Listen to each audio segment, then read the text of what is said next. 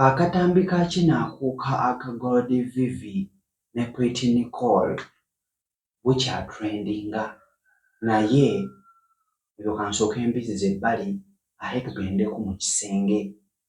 Gwe wenna agamba nti okyalina lessons ze weetaaga nga za mu kisenge, nkuumyewo tubeere nga tuzigonjoola.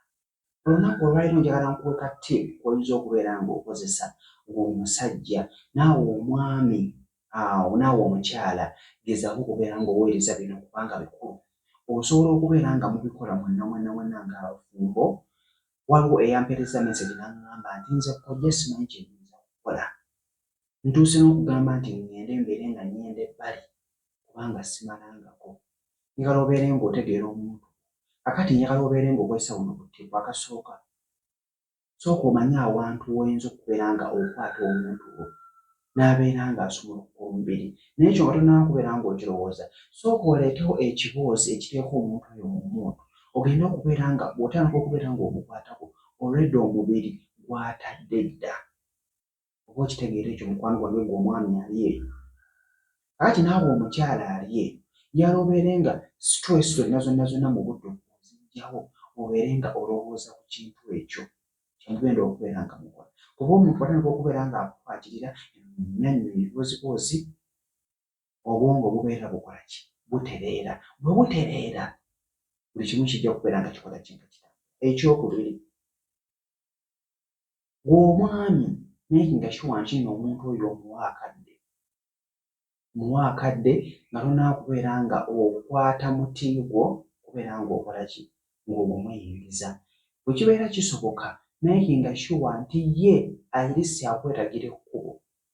Kuba bw'onoogamba nti nno gwe nga ggwe okutte omuti gwo n'ogezaako okubeera ng'oguyingizaamu naye nga tannaba kubeera nga yeggula, ajja kubeera ng'alumwa ate ajja kukwetamwa.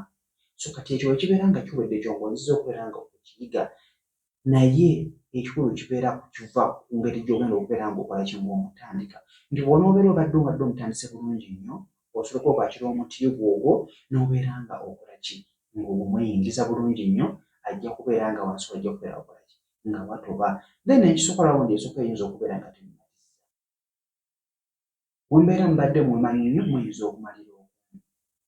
Then oyinza okumbuuza kati ngenda kutegeera ntya nti nnaamaze? Ojja kulaba. Naye mwennyini omuti gwo bw'ona oguggyayo oba waliwo step gy'ogenda okutuuka owulire ng'ebbugumu lingi. Ebbugumu nga salibeera nga lingi mu ye, n'olina okubeera ng'owulira ebbugumu eringi ku muti gwo gw'omusajja, ojja kulaba nti anaatera okubeera nga naye muwuliziganya omubuuza n'akugamba nti kiri bwe kiti ne bwe kiti, omubiri ajja kuguta nga bw'okiwulira. Nze ttiipu gye nsobola okubeera nga nkuwa ng'omusajja oyo osobola okubeera nga okozesa n'obeera ng'omuntu oyo omatera okubeera nga ambala. Omubiri gwonna omumawo ogumanyi. Buli kifo kituukemu obeere ng'okikwatawo, obeere ng'okimasaaginga, nakugamba obeere ng'ofunayoko ka oil konna kw'ofunye omubiri gwo obeere ng'ogumasaaginga, omuteeke mu mmundu, munnyenye ekiboozi kijja kubeera nga kibakolera. Mbeere bulungi, subscribinga omupya, buli ka ttiipu ngenda kubeera nga nkakuwa ak'omu kisenge, practical zonna ngenda kubeera nga nkola ki? Nga nzikuwa, ojja kubeera ng'ozifulowinga. Mbeere bulungi, mbaagala.